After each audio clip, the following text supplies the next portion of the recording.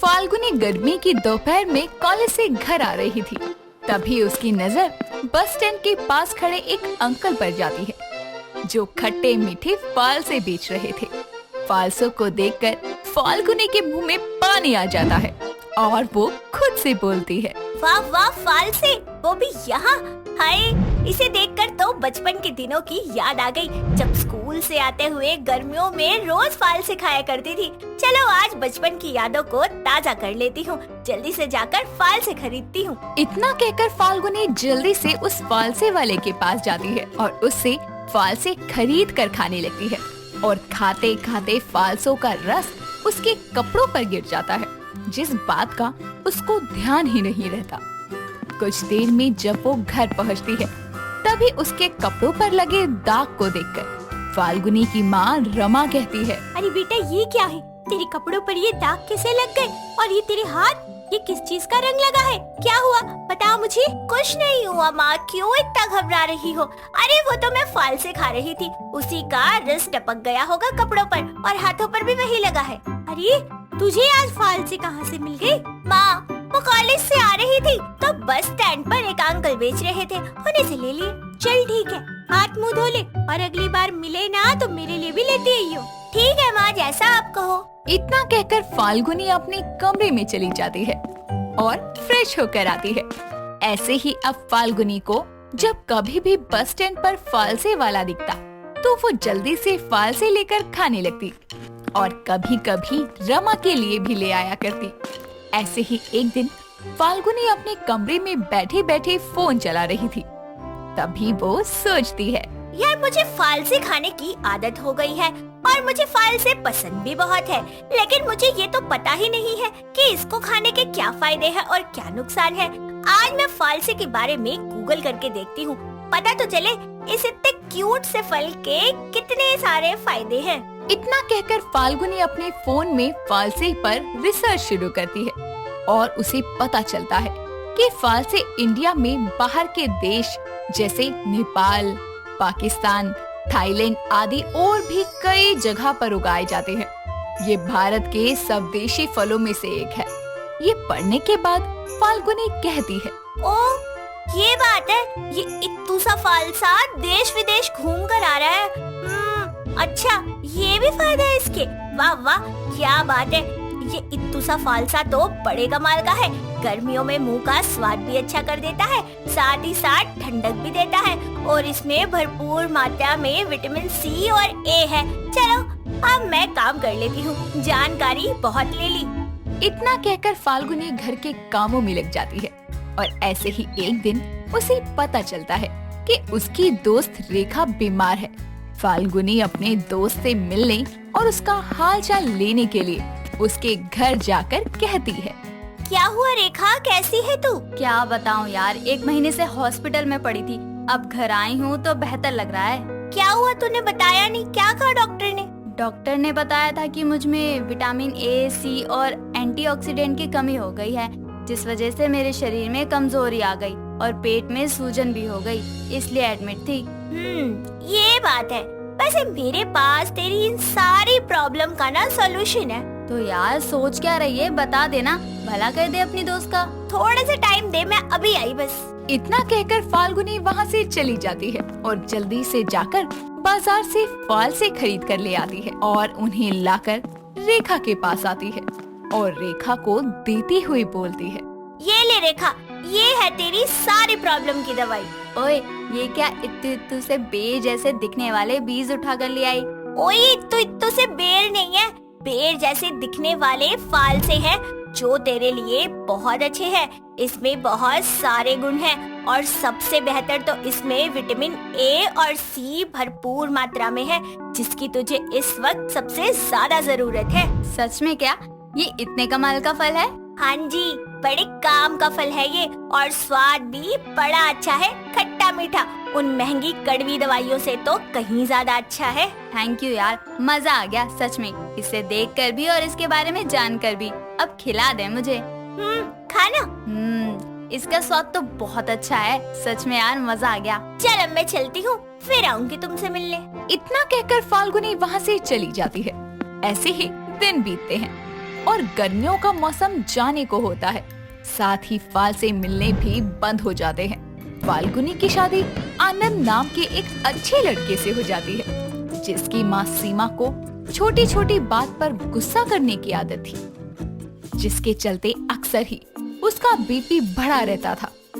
ऐसे ही एक दिन फाल्गुनी रसोई में काम कर रही थी, तभी उसका फोन बजने लगता है और वो तवी पर रोटी डालकर बाहर फोन अटेंड करने चली जाती है और फोन पर बात करने के चक्कर में उसके दिमाग से उतर जाता है कि तवे पर रोटी है, जिसके कारण रोटी जल जाती है। तभी रसोई में सीमा आकर गुस्से से कहती है, बहू बहू ये क्या है? हाय मर गई, गैस पर रोटी रखी थी जल गई। ओह ये फोन फोन। जी माँ जी वो फोन। बहू तो घर का काम छोड़कर फोन पर बातें करने में लगी है। ये देख सारी रोटी कैसे जल गई। अब बता हो गया ना नुकसान, क्या फायदा हुआ इसका? कितनी बार कहा है कि जब काम कर रही हो तो फोन की तरफ मत भागा कर, पर नहीं, तुझे तो मेरी बात सुननी ही नहीं होती। माँ जी शांत हो जाओ ना, कभी कभी तो ऐसी गलती हो जाती है। कभी कभी भी क्यों होती है? अरे सारी रोटी सेक ली थी तो इस आखिरी में तेरे को क्या आग लगी थी? 2 घड़ी बजने देती इस मुई फोन को तो कुछ हो जाता क्या? पर नहीं, फोन उठाना जरूरी था, चाहे अन्न कितना भी बर्बाद क्यों ना हो जाए। माँ जी अब माफ भी कर दो ना, नहीं होगा दोबारा ऐसा। गुस्सा मत करो वरना आपका बीपी बढ़ जाएगा। अरे बढ़ेगा क्या, बढ़ गया। जा मेरी दवाई ला। अपनी सास की बात सुनकर फाल्गुनी जल्दी से फ्रिज में से फाल से निकाल कर ले आती है और अपनी सास को खाने को देती है। फालसों को देखकर सीमा कहती है, अरे नलायक, तुझे दवाई लाने को कहा था, ये क्या ले आई? यही है आपकी दवाई। पागल हो गई है क्या? ये कहाँ से दवाई हो गई? अरे ये फालसे हैं, दवाई नहीं। लगता है माँ जी आप इस फालसे को हल्के में ले रही हो। आप जानती नहीं हो इसके कितने फायदे हैं। क्या बकवास छाप रही है तू? माँ जी बकवास नहीं छाप रही हूँ, सच कह रही हूँ। ये जो आप बात बात पर गुस्सा करके अपना बीपी बढ़ा लेती है ना और फिर दवाई ले लेती हैं, उससे कहीं ज्यादा अच्छा है कि आप ये फालसा खा ले। फालसे खाने से हमारा बीपी कंट्रोल रहता है, साथ ही इससे हमें बार बार दवाइयाँ खाने की जरूरत नहीं पड़ती। आपको पता है इस वक्त तो ये मार्केट में कहीं भी अवेलेबल ही नहीं है। वो तो मेरा बहुत ज्यादा मन कर रहा था तो मैंने ऑनलाइन ऑर्डर करके मंगवा लिए। चलो मेरे साथ साथ ये अब आपके भी काम आ जाएंगे। इतना कहकर फाल्गुनी अपनी सास को फाल से खिलाती है और उन्हें उसकी डेली की डाइट में शामिल कर देती है। धीरे धीरे सीमा का बीपी कंट्रोल में रहने लगता है, साथ ही उसके अंदर का चिड़चिड़ापन भी खत्म हो जाता है और वो हंसी खुशी रहने लगती है। ऐसे ही फाल्गुनी जितना हो सकता था उतना ही फालसों के फायदे लिया करती, साथ ही अपने आसपास के लोगों को भी इसके फायदे बताती।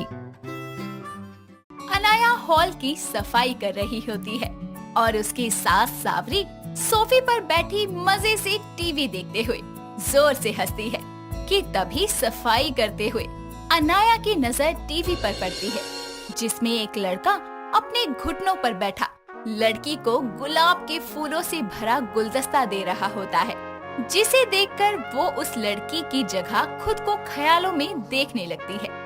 वो ऐसे खो जाती है कि सोफा साफ करते करते गंदे कपड़े से अपनी सास का मुंह भी साफ करने लगती है। तभी उसकी सास जोर से चिल्लाकर बोलती है, अरे नासपिटी, ये कौन सी सफाई कर रही है तू? ओह सॉरी सासू माँ, मैंने सोचा सोफा है। अच्छा तो मेरा मुंह तुझे गद्देदार सोफा नजर आता है? अरे अकल की अंधी, होश में रहकर काम किया कर। हट, सारा मुंह गंदा कर दिया। सावरी मुंह धोने कमरे में चली जाती है। तभी अनाया खुद से बोलती है, उफ, ये कपल आपस में रोमांटिक होते हुए कितने क्यूट लगते हैं ना। काश शादी से पहले मैंने भी किसी से लव कर लिया होता तो ऐसा लम्हा मैं जी पाती, पर मेरी तो किस्मत में ही अरेंज मैरिज लिखी थी। अरे बहू, बाथरूम से तौलिया कौन चुरा ले गया? इनका तो मुझे बुलाए बिना काम ही नहीं चलता। आ रही हूँ। इतना बोलकर वो कमरे की तरफ चली जाती है। अनाया की अनवित से हुई अरेंज मैरिज को 6 महीने का समय गुजर गया था। उसकी अपनी लव लाइफ को लेकर बहुत अरमान थे, लेकिन उसे शादी से पहले किसी से प्यार नहीं हुआ और शादी के बाद घर की जिम्मेदारियों में सारे अरमान कहीं पीछे छूट गए। एक दिन वो शॉपिंग के लिए मॉल जाती है तो देखती है कि मॉल में चारों तरफ लाल रंग छाया हुआ है और मॉल को हार्ट शेप के रेड गुब्बारों से सजाया हुआ है और साथ ही एक बड़े से बैनर पर वैलेंटाइन सेल्स लिखा हुआ है, जिसे देखकर अनाया बोलती है, ओ तो इसलिए ये पूरा मॉल लाल रंग में नहाया हुआ है। वैलेंटाइन डे जो आने को है, आशिकों का दिन। सही है, अपनी तो आशिकी के दिन निकल गए, मेरा इन सब से क्या लेना देना। जिसके बाद वो शॉपिंग करके घर लौट आती है तो देखती है कि वहाँ उसकी सहेली रूपल आई हुई है। उसे देखते ही वो इतनी खुश हो जाती है कि उसे गले लगाकर बोलती है, यार रूपल, कितने दिनों बाद I am so happy to see you again. मैं भी यार, शादी क्या हुई, तूने तो नाता ही तोड़ दिया दोस्तों से। इतनी बिजी कहाँ हो गई? हाँ कोई नहीं, दे ले ताने, जब तेरी शादी हो जाएगी ना तब मैं पूछूंगी। अच्छा, मैं मस्त 2 कप चाय बनाती हूँ, फिर आराम से चाय पीते हुए बातें करेंगे। नहीं, फिर कभी यार। आज मैंने राहुल को मिलने को बुलाया है। ओ तो फिर अगले वीक में कभी? अरे यार, अगले वीक वैलेंटाइन डे है तो पॉसिबल नहीं हो पाएगा। मैं तुझे कॉल करके बताती हूँ। बाय। जिसके बाद रूपल वहाँ से चली जाती है और सावरी चाय लेकर हॉल में आती है और रूपल को जाता देखकर बोलती है, अरे ये तो चली गई, कैसी सहेली है तू, चाय तो पिला देती उसको। उसे अपने बॉयफ्रेंड से मिलने जाना था इसलिए चली गई। ये कैसी दोस्ती है, बॉयफ्रेंड से मिलने के लिए सहेली को छोड़कर चली गई। ओहो सासू माँ, वैलेंटाइन वीक चल रहा है, इस वक्त सारे कपल्स एक दूसरे के साथ ही समय बिताते हैं और वैलेंटाइन डे पर एक दूसरे को अपने दिल की बातें बताते हैं। क्या बात है, बड़ा खुश होकर बता रही है मुझे। ये सब शादी से पहले तू भी मनाती थी क्या, आशिकों का त्योहार? मनाने की तो बहुत तमन्ना थी और अब भी है, पर आपको किस मुँह से बोलूं? क्या फुसफुसा रही है? वो सासू माँ, मैं क्या कह रही थी कि मुझे भी। आए हाय, तेरी बातों के चक्कर में मेरी अच्छी खासी चाय ठंडी हो गई, जा इसे गर्म तो कर ला। हाँ लाती हूँ। और इस तरह अनाया जो कहना चाहती थी वो कह ही नहीं पाती। रात होती है और खाने के बाद जब अन्वित कमरे में आता है तो अनाया मन में बोलती है, वैलेंटाइन डे सेलिब्रेट करने से पहले अपने वैलेंटाइन को तो मना लूं। ए जी सुनिए ना। हाँ बोलो। 14 फरवरी को आप फ्री तो होंगे ना? 14 फरवरी? नहीं, क्यों, क्या काम है? अच्छा, तो क्या उस दिन आप घर जल्दी आ सकते हैं मेरे लिए? अरे पर उस दिन ऐसा क्या खास है जो मुझे जल्दी आना पड़ेगा? देखो, कोई जरूरी काम होगा तो ही कहना, मुझे फोकट में छुट्टी करना पसंद नहीं है। वाह, कैसे पति हैं आप। यहाँ मैं 14 फरवरी को वैलेंटाइन डे आपके साथ सेलिब्रेट करने को लेकर मरी जा रही हूँ और आप हैं कि मेरे लिए छुट्टी तो दूर, घर जल्दी आना भी अफोर्ड नहीं कर सकते। Valentine day? अरे अनाया, हम पति पत्नी हैं, गर्लफ्रेंड बॉयफ्रेंड नहीं जो वैलेंटाइन डे मनाते फिरें। अरे वैलेंटाइन डे तो प्यार करने वालों का दिन होता है, अब कह दीजिए कि आप मुझसे प्यार भी नहीं करते। अरे यार करता हूँ, लेकिन। हाँ प्यार करते हैं लेकिन वैलेंटाइन डे नहीं मना सकते, क्यों? क्योंकि शादीशुदा लोगों के वैलेंटाइन डे मनाने पर सरकार ने प्रतिबंध लगा रखा है ना। इतना बोलकर वो गुस्से में सो जाती है। अगले दिन सुबह नाश्ते की टेबल पर अनाया गुस्से से जोर जोर से बर्तन पटक रही होती है। तभी उसे ऐसा करता देखकर उसकी सास बोलती है, अरे कौन से दौरे पड़ रहे हैं तुझे जो बर्तन बजा रही है? अनाया, रात की बात को लेकर अभी तक गुस्सा हो क्या? अरे क्या हो गया, मुझे भी तो बता दे। कुछ नहीं माँ, वो कुछ नहीं? हाँ, मेरी बातें कुछ हो भी कैसे सकती हैं? सही कहते हैं लोग, शादी मतलब बर्बादी। शादी के बाद तो अरमान किसी नदी नाले में बहा दो, है ना? कुछ नहीं तो ऐसे कह रहे हैं जनाब। सासू माँ, मैं बताती हूँ, मैंने अपने पति यानी आपके बेटे से कहा कि मुझे वैलेंटाइन डे मनाना है, तो कहते पति पत्नी का वैलेंटाइन डे से क्या लेना देना? वही दिन जिसके बारे में तुम मुझे कल बता रही थी। अरे तो गलत क्या कहा इसने, और ये सब ना समझो के चोचले होते हैं। तू समझदार होकर फालतू में क्यों मुंह फुलाए बैठी है इस बात पर? मतलब मेरी तो कोई बात माननी ही नहीं है, क्योंकि मेरी तो पड़ी ही नहीं है किसी को। आप लोग मुझे एक खुशी भी नहीं दे सकते। अरे इतने हाइपर क्यों हो रही है? चल पहले खाना खा ले, भूख नहीं है मुझे, आप लोग खा लीजिए। तभी वो वहाँ से चली जाती है और अपनी वैलेंटाइन डे मनाने की बात को लेकर जो बातें अन्वित और सावे कहते हैं उनसे वो दुखी हो जाती है। जिसके बाद से वो चुपचाप घर के काम करती है। समय बीतता है और वैलेंटाइन डे यानी कि 14 फेब आता है। जैसे ही अनाया सोकर उठती है, पंखा अपने आप चालू हो जाता है और अनाया पर गुलाब की पंखुड़ियों की बरसात होती है। तभी वो स्माइल करते हुए बोलती है, ये क्या था? सुबह सुबह मुझ पर फूलों की बारिश, कहीं ये इन्होंने तो अनाया यार, मेरी शर्ट कहाँ है और नाश्ता कब बनेगा? हाँ नहीं, ये तो बस एक के बाद एक काम बरसा सकते हैं, फूल नहीं। चिंता मत करो, ऑफिस जाने से पहले मिल जाएगा खाना। जिसके बाद फ्रेश होकर वो जैसे ही किचन में पहुंचती है तो उसकी सास जोर जोर से सीटी बजाते हुए बोलती है, हैप्पी वैलेंटाइन डे। वो हैप्पी वैलेंटाइन डे होता है सासू माँ। अरे वो मैं क्या जानूं, मेरे लिए तो हर दिन हैप्पी वाला डे होता है। हाँ हाँ, क्यों नहीं, आपके लिए हर डे हैप्पी डे और मेरे लिए वैलेंटाइन डे भी नॉर्मल डे। हटिए, नाश्ता बनाना है। जिसके बाद वो नाश्ता बनाने लगती है। दोपहर को वो टीवी देख रही होती है तो उसकी सास एक सुंदर सी साड़ी लेकर उसके पास आकर बोलती है, अरे बहू, ये साड़ी मैंने तेरे लिए खरीदी थी बहुत पहले, जरा पहन कर तो दिखा मुझे। वो बिना कुछ कहे साड़ी पहन कर आती है और बोलती है, लो सासू माँ, पहन ली। अरे वाह, ये तो बड़ी जच रही है। अब साड़ी पहन ही ली है तो जरा मार्केट हुआ, राशन खत्म हो गया है ना घर में। वो सांवरी की बात सुनकर थैला उठाए मार्केट के लिए निकल जाती है। कुछ दूर पहुंचने पर उसे अन्वित पीछे से आकर उसकी आंखों पर पट्टी बांध देता है। तभी वो बोलती है, अरे ये क्या बदतमीजी है, कौन हो तुम? डरो मत, कोई अनजान नहीं, तुम्हारा पति ही हूँ जान। आप यहाँ कैसे, और ये पट्टी क्यों बांधी है? बस मेरे साथ चलो, सब पता चल जाएगा। इतना कहकर वो उसका हाथ पकड़े उसे एक रेस्टोरेंट में ले जाता है जहां अन्वित ने वैलेंटाइन डे के लिए रिजर्वेशन करके डेकोरेशन की होती है। तभी वो उसकी आंखों से पट्टी हटाता है और घुटनों पर बैठे गुलाब का गुलदस्ता लिए बोलता है, तो मेरी वैलेंटाइन, कैसा लगा सरप्राइज? ये सब आपने मेरे लिए कब कैसे किया? मैं इतनी खुश हूँ कि मैं बता भी नहीं सकती। तुम्हें खुश करने के लिए ही तो इतना खर्च किया है, ये सब प्लान किया मैंने।